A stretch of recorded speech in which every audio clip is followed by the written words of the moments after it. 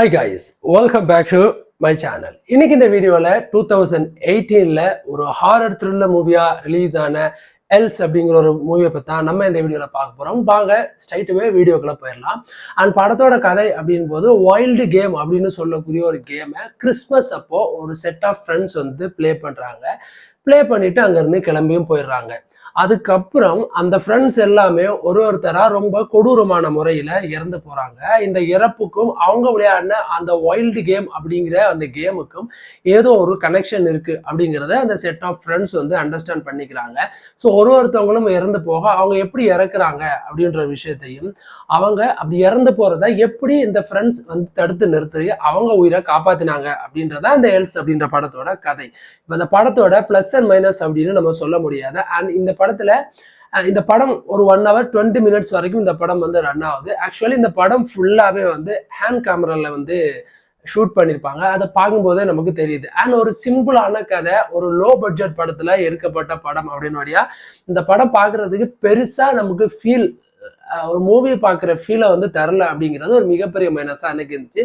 And கதையும் அதில் நடித்த ஆர்டிஸ்ட்டும் ரொம்ப ரொம்ப சிம்பிளாக, ரொம்ப ஒரு ஒரு அப்படி சொல்றது, ரொம்ப ஒரு செயற்கைத்தனமான ஒரு ஆக்டிங்கை வந்து நடிச்சிருப்பாங்க. ஸோ எந்த ஒரு சீனுமே வந்து ரொம்ப ஃபீல் பண்ணி ரொம்ப நேச்சுரலாக இல்லாமல் ரொம்பவே வந்து ஒரு அவங்க சொல்லி கொடுத்து நடிக்கிறாங்க அப்படிங்கிற விஷயமும் படத்தில் ரொம்ப இரிட்டேட்டிங்காக இருந்துச்சு. And screen by screen and படத்தோட ஸ்டோரி அண்ட் ஸ்க்ரீன் பிளே எல்லாமே நம்மளால ஈஸியாக ப்ரிடிக்ட் பண்ண முடிஞ்சதால இந்த படத்தை நம்மளால அப்படியே படத்துக்குள்ளே டீப்லியாக சென்று பார்க்க முடியல அப்படிங்கிறது ஒரு மிகப்பெரிய மைனஸாகவே இருந்துச்சு.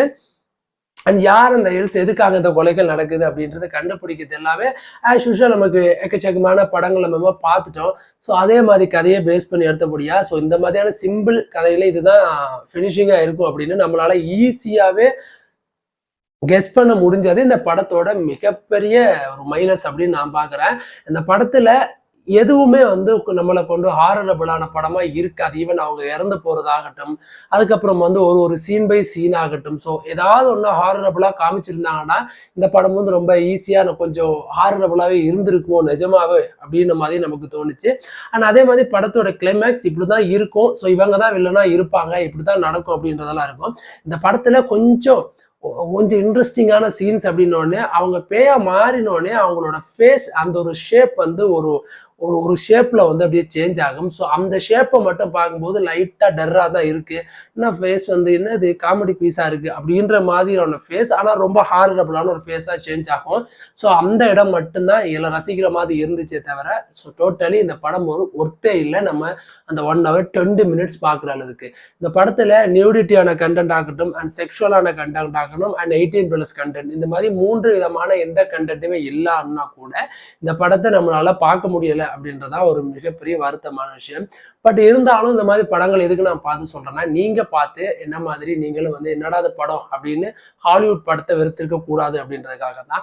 ஸோ இந்த மாதிரியான ஒரு படத்தை நீங்க எங்கேயாவது ஒரு இடத்துல பார்த்தீங்க அப்படின்னா ஸ்ட்ரைட்டாவே இந்த படத்தை நீங்க கடந்து போய் வேறொரு நல்ல படமா பாருங்க அப்படின்றதா என்னோட சேர்க்கை, என்னோட வந்து கருத்தும் கூட. ஸோ டோட்டலி இந்த படம் வந்து ஒர்த்தே இல்லாத ஒரு ஒஸ்டான ஒரு படம் என்னோட ரீசன்ட் டைம்ல அப்படின்னு நான் நினைக்கிறேன். ஸோ அடுத்து நல்ல ஒரு மூவி நியூஸ் இல்லைனா ஒரு மூவி நியூஸோட வந்து நான் மறுபடியும் உங்களை சந்திக்கிறேன். ஸோ இதுக்கு மேலேயும் இல்லை எனக்கு இப்படியான படங்கள் நானும் பார்க்க போறேன் அப்படின்னு நீங்க நினைச்சிக்க அப்படின்னா டெஃபினட்டா ஆன்லைன்ல சர்ச் பண்ணாலே இந்த மாதிரி படங்கள் உங்களுக்கு ஈஸியாக கிடைச்சிருது.